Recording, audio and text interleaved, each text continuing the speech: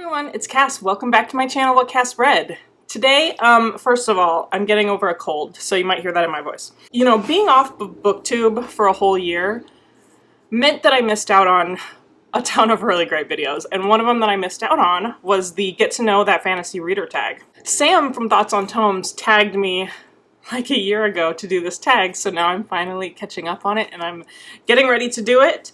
So hopefully you enjoy. As per usual, I have the questions on my phone. We've got Luna supervising us in the background. Okay, question number one is, what is your fantasy origin story and how did you come to read your first fantasy novel? So I thought I'd do a little bit of show and tell. I started off with reading a very classic children's book, The Lion, the Witch, and the Wardrobe, written by C.S. Lewis. This was probably like the first really magical tale that I fell in love with.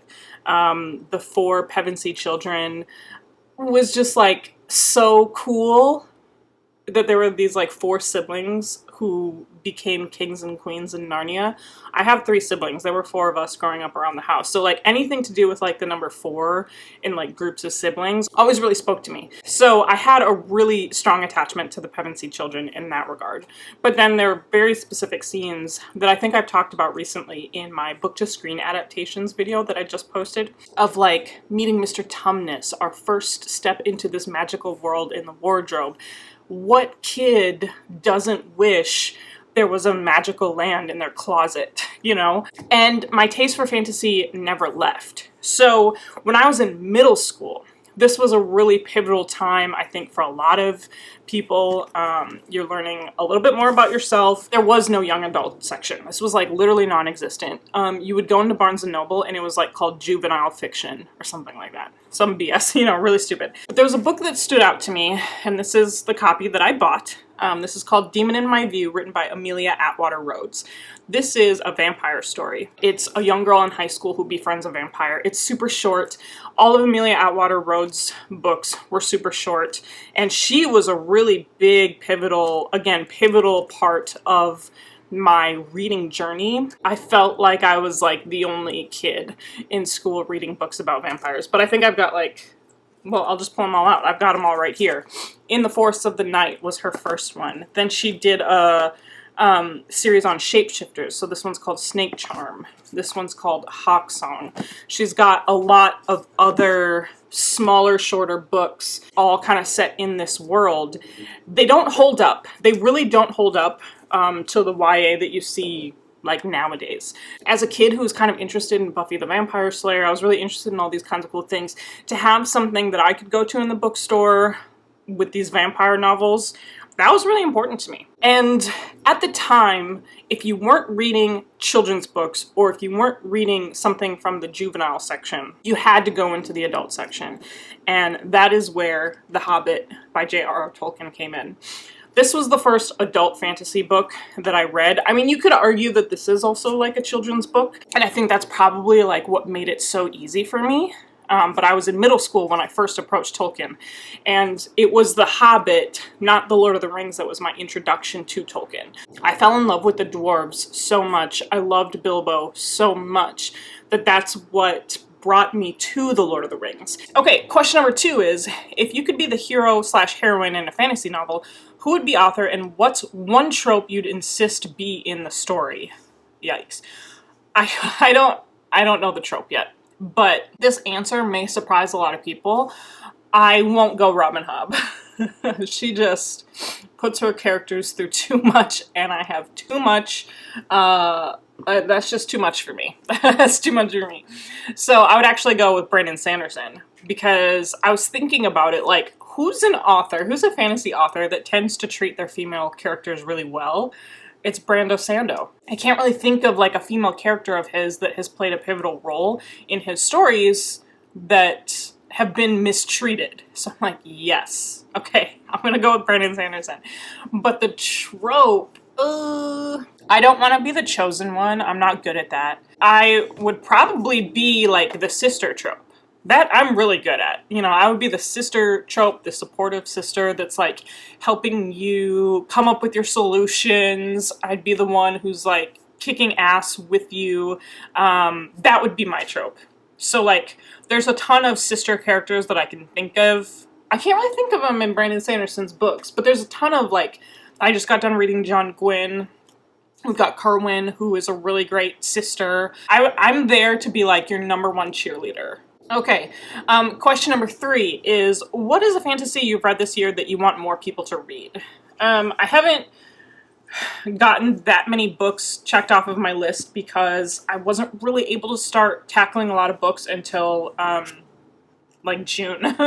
But I did finish the Spellslinger series written by Sebastian de Castell, and I think more people are picking up on this series in the BookTube SFF community. It's Sebastian de Castell's take on young adult, but I really want people to read this. I really love Sebastian de Castell's characters. I listen to them all on audiobook, so I do have like this like auditory attachment to the characters. You know, I've listened to their story for, this is now the 12th book of his, no, the 10th book of his that I've read, because I read the Quartet, that was the Great Coat series, and then I read all 6 of these. So I've kind of like listened to Sebastian de Castell's world this whole time. So that's who I would pick, is I just need more people to read his stuff. Question number 4 is, what is your favorite fantasy subgenre, and what subgenre do you not read much from?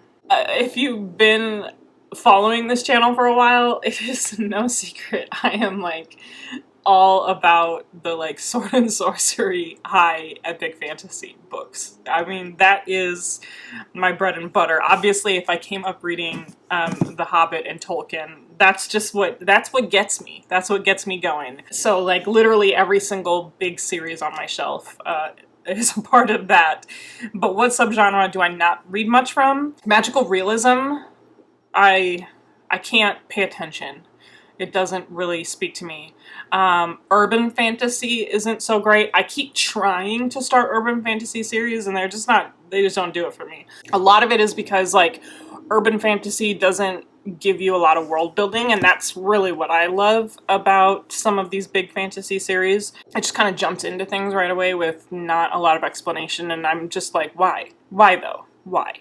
And I don't like a lot of the like romance in urban fantasy, which is kind of weird because like I can watch urban fantasy on TV. That's something that I can definitely do, but reading it isn't really my fave. Is desert fantasy a subgenre? I've read a couple desert fantasy series. Actually, Crownbreaker and the Spellslinger series is more desert fantasy settings. So I guess a desert fantasy setting, that's not really a subgenre, but that isn't my favorite kind of setting, but I will read them. Okay, question number 5. Who is one of your auto-buy fantasy authors? All of them? Sanderson, Rothfuss, I mean Robin Hobb, but I own everything she's got, so if she puts something else out, I'll definitely buy it. All of them. Sebastian de Castell, John Gwynne now, because I just purchased, it's right here, I just purchased The Shadow of the Gods before I had even finished The Faithful and the Fallen. Yeah, all of them. That's such a cheater answer, but like, I don't even have to know anything about their next book, but all of those authors, I'm just like, all right, I'll buy it. Question number 6 is, how do you typically find fantasy recommendations? YouTube. But also, I do sometimes when I'm feeling like particularly like I want to punish myself, I go to Reddit. Reddit is a different animal altogether. There's very dedicated fandoms on Reddit. I feel like fantasy readers on Reddit really know their stuff, and they're really, really all about like arguing their point on the subreddits. But what I'll usually do is if there's like a book that I've never seen before, I don't go to YouTube first. I actually go to Goodreads first. So if I'm like in a bookstore and there's like a title that catches my eye, I'll take a look at it, read the back, and then pull it up on Goodreads and like see what kind of reviews are out there, or if any of the people that I follow on all these book social media platforms, have they read it? What did they say about it? So that's kind of like where I come up with whether or not I'll be adding it to my TBR. Question number 7 is, what is an upcoming fantasy release that I'm excited for? I'm very excited for Jade Legacy. I haven't even read Jade War yet, but my feelings about Jade City, the first book in this series, are very, very, very high. And, you know, I just filmed that book to screen adaptations video, and I talked about, like, what are some series that I would really like to see adapted for screen. I forgot to put the Greenbone Saga on there. That is my bad, because that should absolutely be made into some type of TV show. I would be all over it, but again, you gotta do it right, because I am very, very particular about martial arts, and if I see crappy stunts, I'm gonna be really upset. But this one would definitely make a really great TV show. That's not even what the question is. The question is upcoming fantasy releases that I'm excited for. Jade Legacy is coming out at the end of this year. I did mention that I'm kind of holding off on Jade War until right before Jade Legacy is released, so that way I can read Jade War and then Jade Legacy back to back. Super excited to continue on with the Greenbone Saga. Sebastian de Castell is coming up with Play of Shadows. I think that release got pushed back a little bit, but I'm very excited for that. He's returning to more of the Great Coats mythology. Like, he's returning to, we have a Greatcoat character. Not our original Greatcoats that we followed, but we will be back with the Greatcoats, and I'm very excited for that. Question number 8 is, what is one misconception about fantasy you would like to lay to rest? And this, I don't think, is a misconception that is on BookTube. A misconception in, like, the greater world out there, and that is that women don't read fantasy, or that women can't be intelligent fantasy readers. And I think that just has to go back to, like, fantasy is kind of this boys club. BookTube totally shatters that, because there's so many female content creators that are reading fantasy, and not just myself. Like, there's a lot of us out there, and we've got really big channels. Like, we've got, to me, I consider, like, Murphy and Appear, we've got Elliot, we've got Sam Thoughts on Tomes. We've got big content creators there for BookTube that are females that are reading fantasy. But I think out in the general sphere is that women don't read fantasy, which is stupid. And if you think about kind of like that idea, especially the kind of fantasy that I read, which is like the big high fantasy epic sword and sorcery, a lot of like the marketing is like hyper masculine. And then you have like things like magical realism, which are not marketed that way. So I think a lot of it has to do with like the marketing and who they think that will be reading these books. But all of that is a lie. Women do read fantasy. Question number 9. If someone had ever read, or if someone had never read a fantasy before and asked you to recommend the first 3 books that come to mind as places to start, what would those recommendations be? Obviously, I'd have to know, like, what do they enjoy reading to begin with, because I mean, there's so many good fantasy introductory books out there, and I even made a video on it. But that was like even really focused on high fantasy sword and sorcery. So for someone that has similar tastes to myself and has never read fantasy before, I'm going to recommend Elantris by Brandon Sanderson. It's good, and it's good for not just beginners. It's good. It's currently a standalone, so I don't feel like I would be steering someone into this gigantic series if it's not their cup of tea. It's got good male and female characters, like a very clear villain that we can root against. It's got a very simple explanation of magic. I know that Sanderson's magic systems can be really complicated, but with this one, I don't think I need to take 20 minutes to explain a magic system to someone. So Sanderson's always a good pick, I feel like, for beginners, but I really enjoyed this one a lot, and I think this is a good one for people who have never read to pick up. I would say that fairy tale retellings are another good place to start, and in that instance I'd go Naomi Novik Uprooted. I would do this one over Spinning Silver, but if they end up liking Naomi Novik, then they can go straight into Uprooted. Or I'm sorry, then they can go straight into Spinning Silver, because this is a Beauty and the Beast retelling, which I feel like is a lot more palatable. There's not a complex magic system, it's a standalone. We're following like one main character, so we don't have to keep track of a bunch of different people. So that's what I would go with for that one. And here's my wild card pick for someone who's like, just recommend me something, it doesn't matter. I would actually go with The Name of the Wind by Patrick Rothfuss. There's not as much magic in this one, but you could kind of just take it as like a coming of age story told just like in a really cool way. Like you go through the ups and downs of the beginning of his life. And of course there's like a magical academy setting, but that doesn't even take up that much space in the book too.